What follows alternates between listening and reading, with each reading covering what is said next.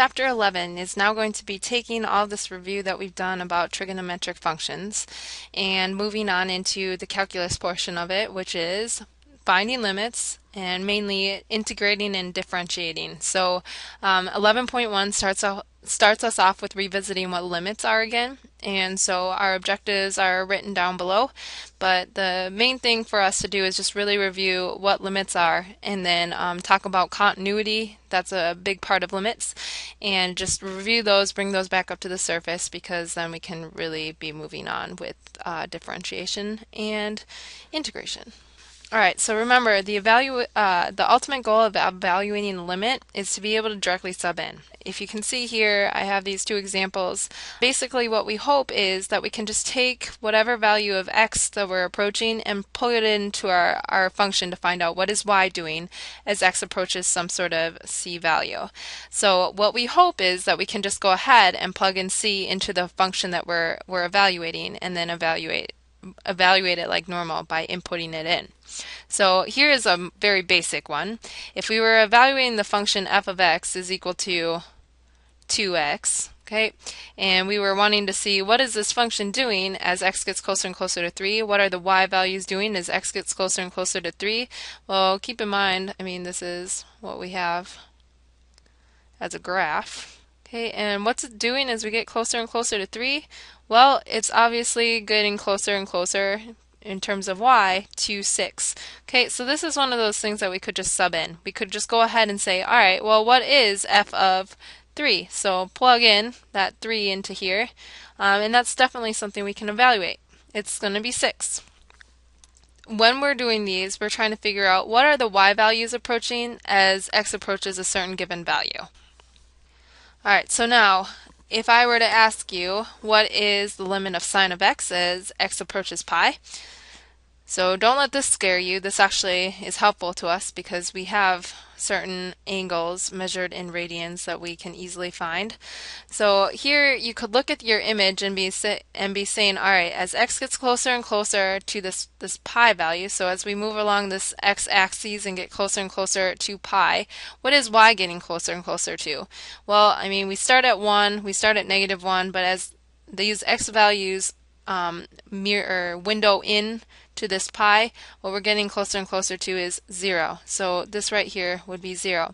This is again one of those things that you could directly sub back in. The function that we're evaluating is sine of x. So what we're asking and what we're hoping is can we just plug the c in? And when we do, we're going to get sine of pi. This is where you might want to whip out that unit circle again. Here's my pi. What is sine of that? Well, it's just 0. The height or the vertical of this angle is just 0. You don't go up any. So there it is. Graphically, visually, and analytically, looking at your unit circle. Alright, what about this? This is number 3. You were asked to evaluate this limit of tangent of x. So one thing to note is it's very possible to not be able to directly substitute in. What might happen is I'm evaluating the function tangent of x. Here's the graph for it, and they actually provide this in your text as well. But what I'm hoping is that I can directly substitute in, so I'm going to try that. And if I plug in this c, or this value that I'm approaching in terms of x, and I plug it into this function, think about it like this on our unit circle. Tangent of pi halves, here's my pi, and then cut that in half, here's my pi halves. I would be asking what is sine or opposite over adjacent, or in other words, what is y over x on my unit circle. So my y for this particular point is going to be 1. And my 0, my x, I don't move over left or right at all, so it's 0, 1. So what is my y over x, or my sine over cosine? It's going to be 1 over 0. This is undefined. Okay. So if you do have an undefined, and there's nothing I can do to manipulate this, I really can't manipulate that whatsoever. That tangent of x is just simply tangent of x. Pi over 2 cannot be plugged in. I get an undefined, so therefore I would say the limit does not exist. Okay, if you were looking at this graphically, as you get closer and closer to this pi over 2 from the left side, so as we're approaching it from the left, the x values are getting closer to it, you can see what is it doing from the left. If you remember, and I will bring this up again, the limit as x approaches pi over 2 from the left, that's how we would notate it, tangent of x. This right here is actually equal to infinity.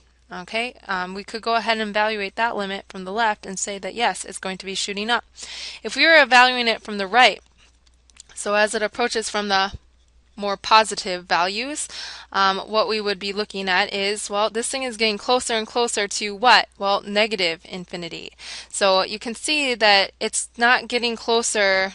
I mean, this is not syncing up to be approaching any one value, so therefore, once again, does not exist. One thing that this leads us to be able to conclude is we need to watch out for asymptotes when we are going to be looking at limits and evaluating limits. And the reason why is because if there is an asymptote there, that is something that's non-removable. It's not like a hole where you can say, okay, it's still approaching a given 1y value. At asymptotes, they're not approaching any given value.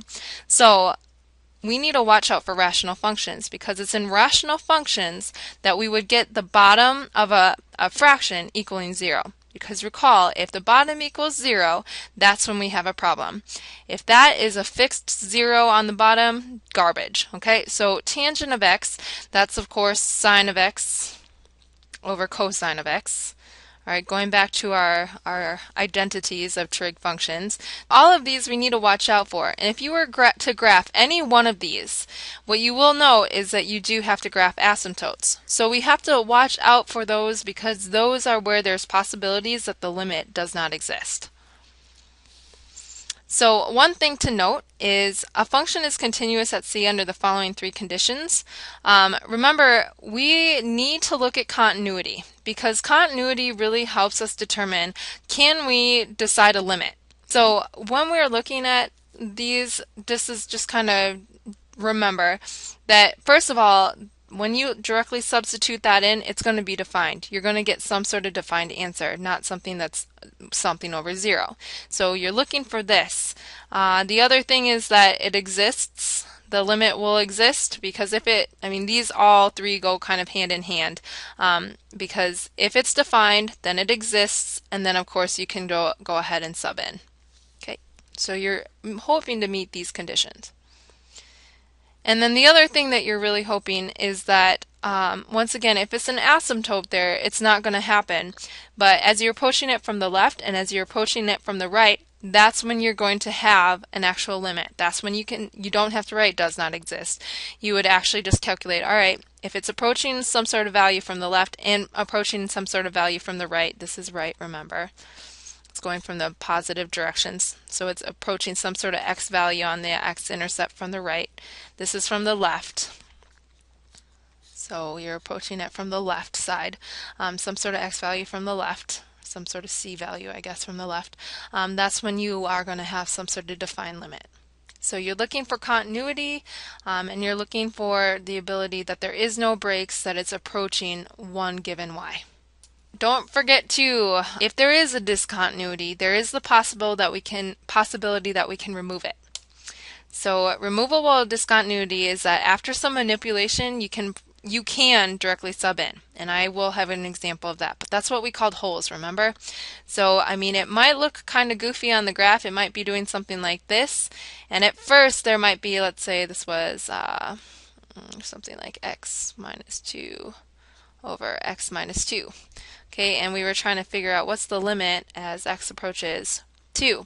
Okay, this is problematic because if we put in a 2 here, this would be 0 on the bottom. But after manipulation, what you could do is we'll say these are similar factors, so really I can just go ahead and evaluate it at the limit as x approaches 2, and then we could evaluate it at 1 because this is 1 over 1 technically.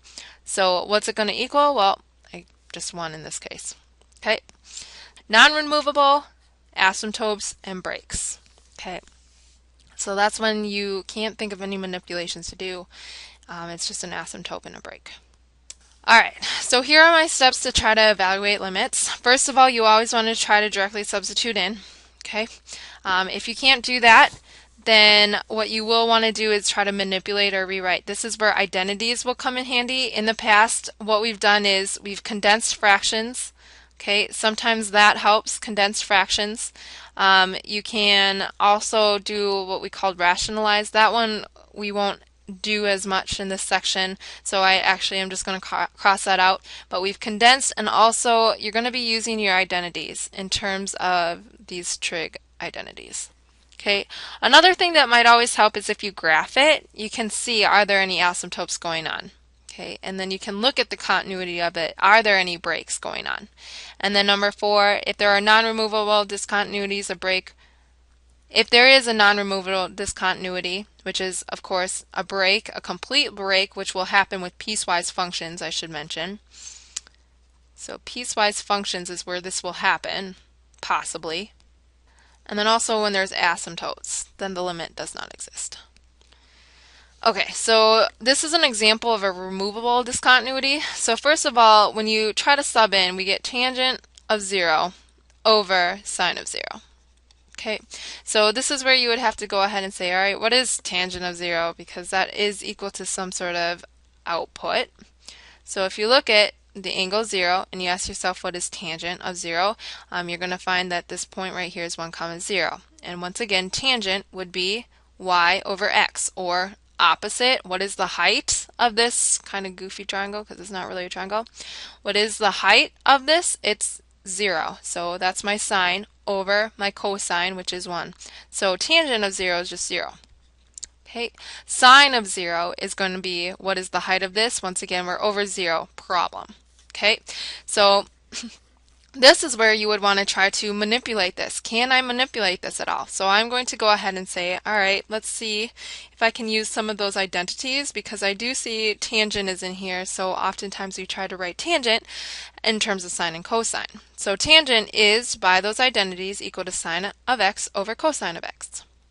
Okay, and this is all equal to sine of x on the bottom, so I'm going to go ahead and put it like that.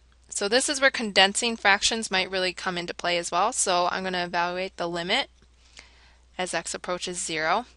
And here I would go ahead and rewrite this. Instead of dividing by this fraction, I'm going to multiply by the reciprocal. And these are going to cancel each other out. So I get 1 over cosine of x. So here, right here, this is evaluating the same exact thing. They're equivalent, except for I've just rewritten it a bit. And what you can conclude is now I can directly substitute in. And cosine of 0, well, looking at the adjacent leg, or this horizontal leg of this angle 0 on the unit circle, I can evaluate that as just 1. So this is all equal to 1. Okay, so at first it didn't seem like I could solve for this, but I could. There are 2 special patterns and red flags to look out for. So I'm going to just throw this up here. We're going to address these a little bit later, but you really do need to be watching out for these. If you ever come across the limit 1 minus cosine of x over x as x approaches 0, there's proofs for this and manipulations that we can do, but what I hope is that you just memorize these. I'm going to ask you to memorize these. Alright, so sorry, I feel like this is a little PC, but we just have a lot to review with these limits. So I am going to start working some of these problems, and we're going to begin by looking at continuity, which is number 19, has to do with that, and it's by far the most tricky one of the ones that I had you do for evaluating continuity. This one I actually made a mistake in class today, so while we were working on this, I didn't see these absolute value signs, and I kind of ignored them, to be honest with you, and I couldn't have done that. So I just want to review how you evaluate absolute value inequalities. Keep in mind that if you had a value in here, x was negative, then what these absolute values would do is, in order to get rid of them, you would have to negate whatever was on the inside. So if you had the absolute value of negative 3, for example, if x were equal to negative 3, then in order to get rid of those absolute value bars, what you would have to do is negate that. Okay, so that would equal just 3. Okay, so that's why I wrote this right here. So if x is negative, then the absolute value of x would, in order to get rid of those absolute value bars, you would have to rewrite whatever that x value was, which is negative, and negate it. Okay, so I wrote it as negative x is greater than or equal to 1. because that's what this is without the absolute value bars. Then I divided both sides by -1, so you're going to have to switch that sign when you do that. X is less than or equal to -1. So that's one of the inequalities that we can get out of this. However, if x were positive, then it stays exactly the same. X is greater than or equal to 1. So what I went ahead and did was I graphed that. So the domain of this value up here, if you're going to use this function on the top, then the domains are, if you plugged in -1, you're using the top. If I wanted to evaluate -20, for example, you're going to plug it into the top. If I wanted to evaluate 0, that's when you're going to actually use this bottom. Okay, another way to look at absolute value bars is the distance. The distance between, if I put a 0 here, the distance between a number and 0 is greater than or equal to 1. Think about it like this. If you were sitting at 0, and you wanted to find a number that was a distance away from 0, it's saying that it has to be greater than or equal to 1. So it's anywhere over here. It couldn't be in here. You're too close. Okay, you're standing too close. If I'm standing right here, standing too close, given this. Because the distance away from 0, this value in 0 has to be greater than or equal to 1. Okay, so same here, this distance would be, the distance from a number to 0 is less than 1, so that's going to be anywhere in here. If I want you to be less than 1 meter away and I'm standing at 0, then you need to be less than 1 meter away, somewhere in here. Alright, so I went ahead and graphed all this. So here is my tangent of this value. It's the place between -1 and 1 right here. From -1 to 1, that's my domain when I would be graphing something like this. So I started that graph here, and the period is pi, which I divided by my b, which is pi over 4, which is the same thing as pi times 4 over pi. So my period is 4. Key point intervals, 1. So I can go ahead and start graphing it like this with my intervals of 1. However, then tangent starts at the very start point at 0. It starts at the center line, and then it goes over 1 up to its so-called amplitude. Once again, tangent can't really have an amplitude, but it goes over 1, up 1 because we have this 1 on the outside.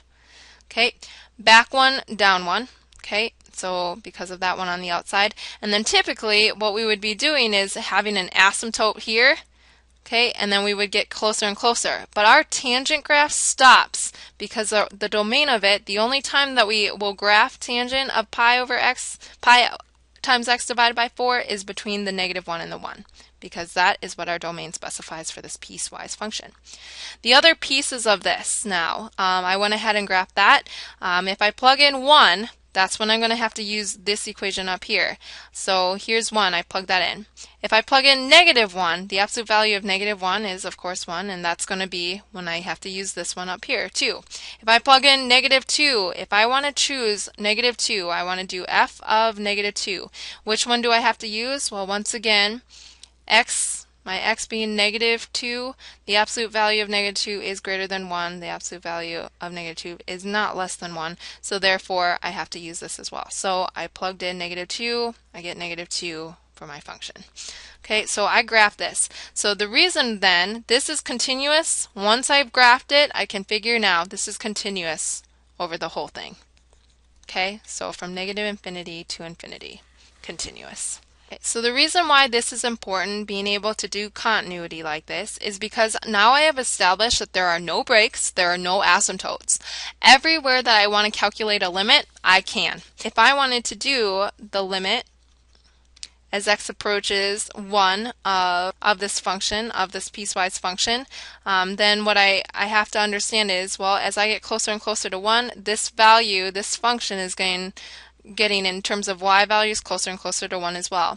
If I wanted to do 2, I could do that as well. It's getting closer and closer to 2. If I wanted to do x is getting closer and closer to 0, what is the y doing? Well, that's going to be a 0 as well. Anywhere else might be a little iffy. If you did something like this, you'd actually have to calculate it in here. But that's what's going on for number 19. I've evaluated the continuity. Continuity helps me determine, can I calculate the limits?